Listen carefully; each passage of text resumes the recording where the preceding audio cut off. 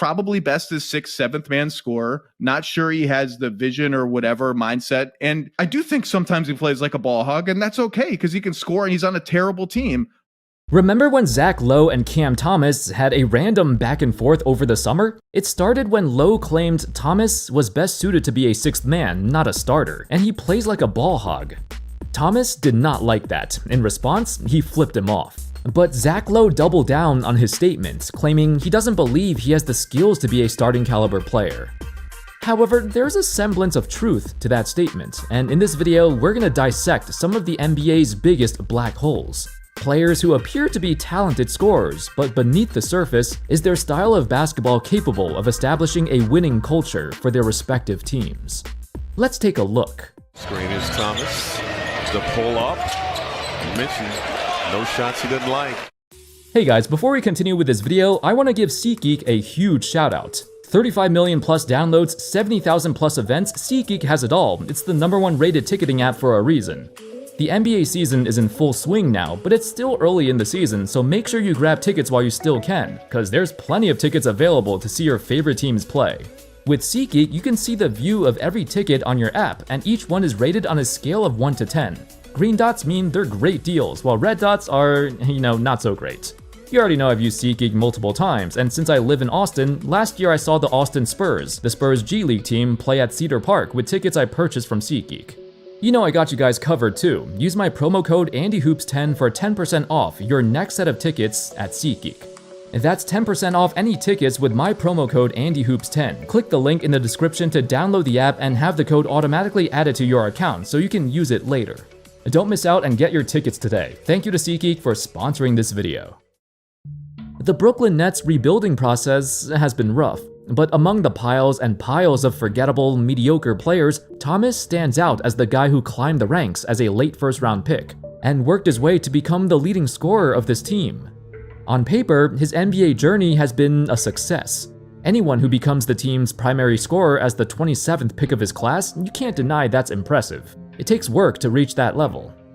However, the summer of 2025 was not kind to Thomas, and it marked a turning point of his career. After a couple years of being a 22 to 24 point per game scorer, he thought of himself very highly, perhaps even approaching the status of a franchise player for the Brooklyn Nets. He was also in his early 20s, so he believed his potential was limitless. To his disappointment, Sean Marks and the Nets front office did not reciprocate the same feelings. You see, Thomas was a restricted free agent, meaning any team around the league could swoop in and offer him something, but nobody was interested. Reportedly, there were rumors he was seeking close to $40 million per year. Via NBA insiders Jake Fisher and Tim Bontemps, Thomas believed his value to be around the same as players like Jalen Green, Emmanuel Quickley, and Tyler Hero, all of whom have contracts worth upwards of $30 million per year. In fact, Fisher and Bontemps even released a chart showing these 4 players' impact on the game, and they're all about the same. However, him and the Nets front office were miles apart in their contract negotiations, with the Nets' final offer being a measly 2 years, $30 million, just $15 million a year, in which Cam Thomas felt disrespected. So instead, he took a 1-year qualifying offer for only $6 million, which means he'll be an unrestricted free agent in the summer of 2026. He has another chance to hit big. But this is a pretty big bet on himself, considering if there's no teams that want him now for $30 to $40 million a year, what's gonna change a year from now? Is he gonna get that much better? Initially, he took his frustration out on Zach Lowe because he felt he played a part in reducing his value. But in reality, every team has realized Cam Thomas is a flawed player. Scoring-wise, the dude is a triple threat. His ability to break down a defense and score from every area of the court is a rare talent. Then just goes out of bounds. Oh, what a fake. To a 3. It's good! Cam Thomas shook his man. Few guards in this league have the skill to create a decent shot out of thin air. If the team is running down the clock with no one to go to, you throw the ball to Cam Thomas and trust he'll create something out of nothing. He has emphasized his three-point shot, but his shot chart is actually very balanced, and he's surprisingly a good mid-range shooter too. Unfortunately, that's the ceiling to his talent. Some folks have compared him to Lou Williams and suggest that Thomas can succeed in a sixth man role like him. But even Lou was a great passer in his day and could actually run a competent offense from the bench with his playmaking. While Thomas refined his scoring during his 5 years in Brooklyn, he's incredibly limited as a passer. In college, he averaged just over 1 assist per game, and in the NBA, his assist rate is absurdly low for how high his overall usage is. Even though his assist numbers are low in the box score, the eye test is even worse. When you watch him and notice when he throws his passes, it's usually because he's stuck and needs to be bailed out. You see so many situations where he throws a grenade with a few seconds left on the shot clock to his teammate, so they're forced to throw up a horrendous shot at the last second. Sometimes it results in assists, but mostly it results in a miss. He's even left his own teammates bewildered, telling him to pass the damn ball. Now, I'm not sure if he simply has no interest in facilitating or he's just not good at it. For all his life, he's been a score-first player, and maybe he never learned how to play the game in any other way. Not all players are blessed like LeBron or Jokic. His lack of court vision is hurting his team, and he's certainly not beating the ball hog allegations. Additionally, his defense is non-existent, partly due to lack of effort and partly because he doesn't give a crap and only cares about putting up points. Speaking of that, he doesn't even score that efficiently. If you have a one-dimensional scorer who can't do anything else, they need to score with at least an above-average efficiency. But Cam is just an average, even slightly below average. He's a high-volume average scorer for all his time in the league. And to add more fuel to the fire, the dude just came off a season with heavy injury issues. He appeared in only 25 games in the previous year. So you combine all of these concerns, it makes sense why no team in the league thinks highly of him. Underneath the surface of this talented scorer is arguably the NBA's worst black hole. Miles Bridges. Is it a coincidence that the NBA's worst black holes are also part of teams that consistently have losing seasons? Miles Bridges is essentially the small forward version of Cam Thomas, with some domestic violence sprinkled on top. He actually missed an entire season because of that. In the summer of 2022, Bridges was arrested under the allegations of assault towards his then-girlfriend. The charges included strangulation, a concussion, a fractured nose, and multiple bruises. In the modern NBA, it's common for teams to release players who've engaged in heinous off-court activities, but the Hornets believed Bridges was too talented to give up.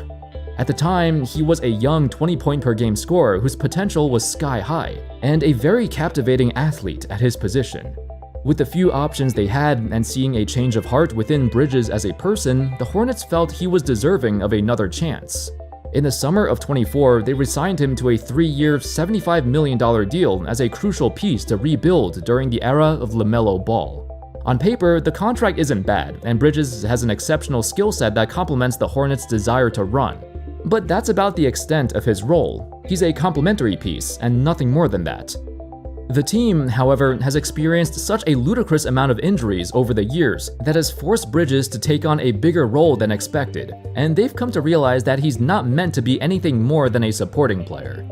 Despite averaging over 20 a game for several years now, he has a severe lack of ball handling skills, or post-up skills, or footwork, or basically any kind of skill to create a shot for himself.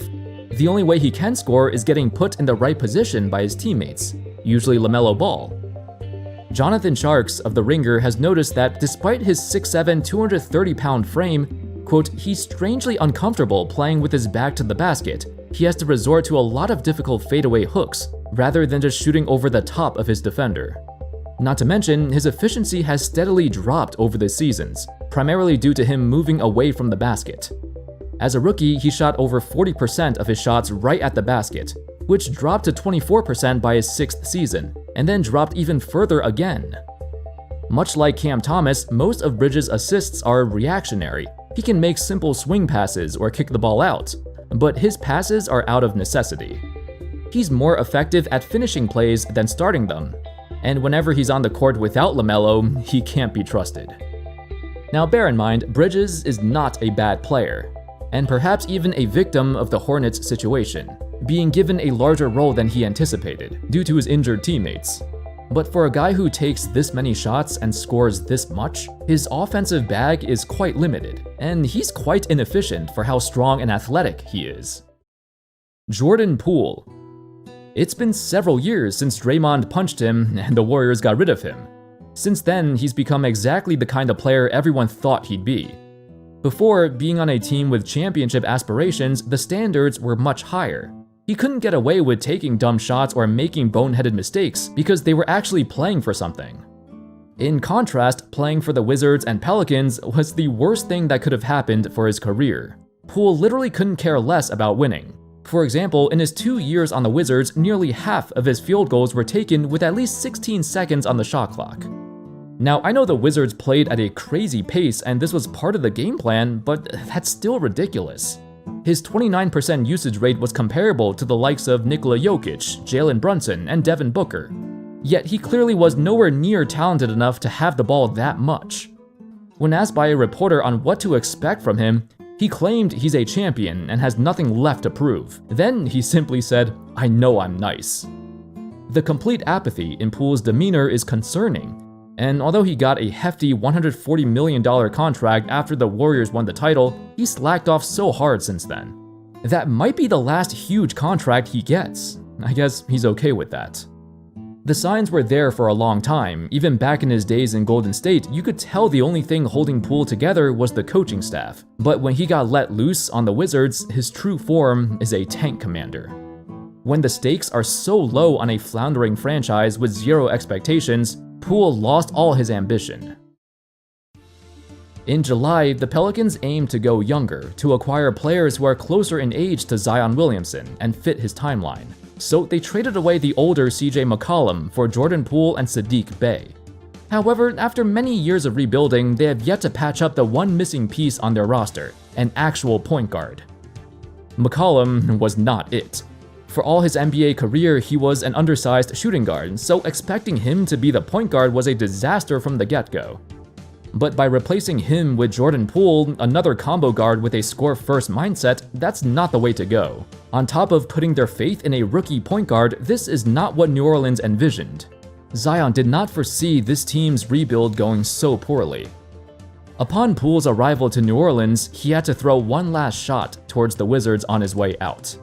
The last 2 years in Washington were dead in there. It was dead in Capital One. He blamed Wizards fans for their lack of support, and they were near the bottom of the league in attendance. But can you blame them? Did they really have anything to cheer for? Did they really want to root for the amazing duo of Jordan Poole and Kyle Kuzma playing street ball and not give a damn about winning? If I was a Wizards fan, I certainly wouldn't. Heck, the first thing Poole noticed after his first game in New Orleans was how lively the crowd was. Like, that's the only thing that propels him to try harder. To his dismay, the excitement of joining a new team waned very quickly. Poole got benched by the 4th game of the season. Perhaps that's where he belongs. Anyway, that's all folks. Let me know your thoughts in the comments about these 3 players. And do you foresee them flipping their careers around? Let me know in the comments. Thank you all so much for watching. I hope y'all enjoyed the video. And of course, as always, I'll see you next time. Peace.